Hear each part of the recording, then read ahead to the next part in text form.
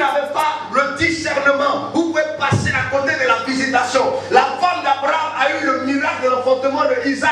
Le jour où la Bible dit, ce qu'on appelle Abraham, a su reconnaître que ces hommes qui passent ont quelque chose de différent.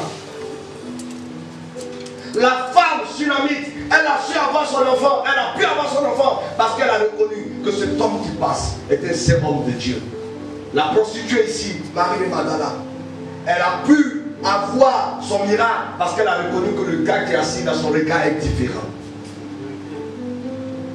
Ne mélangez pas tout dans la vie. La Bible dit qu'il y a une grande différence entre celui qui sait Dieu et celui qui ne le sait pas. Donc si Dieu lui-même met la différence entre celui qui le sait et celui qui ne le sait pas, si toi tu es un enfant de Dieu, mets la différence entre celui qui sait Dieu et celui qui ne le sait pas. C'est un grand privilège de servir le Seigneur. Est-ce que je parle à quelqu'un? Tu es un serviteur de Dieu, je suis un serviteur de Dieu. Alléluia. Amen. Regardez ce qui se passe dans la famille de Laban. Lorsque Jacob arrive, Jacob il fuit son frère. Bravo. Bravo.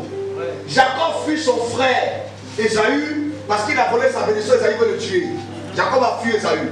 Lorsqu'il arrive chez Laban, Laban le voit venir. Et Laban sait que le gars qui vient, il a quelque chose sur sa vie. Il ne lui a pas dit. Il lui a dit, travaille chez moi, je vais te payer. Quand Jacob a commencé à travailler 7 ans, la femme qu'il voulait, il lui a donné une autre femme. Il lui travaille 7 ans encore. Quand Jacob a travaillé encore, il lui a donné maintenant la femme qu'il voulait.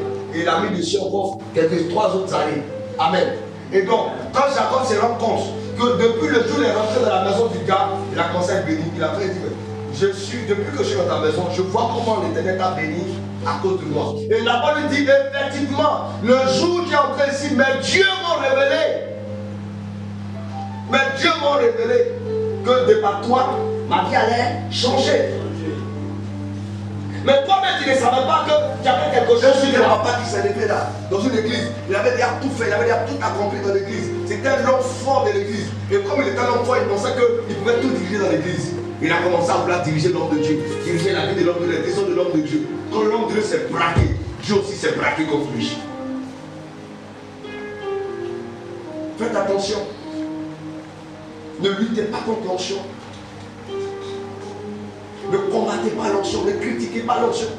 Il y a des gens ici qui le voient les câbles dociles et les câbles dociles. Mais paroles qui sortent de sa bouche contre les hommes de Dieu, contre l'onction, c'est pas de dépasser. Et pas d'un homme de Dieu, c'est comme si elle parlait d'un inconnu. Ne soutenez pas ceux qui insultent les pasteurs.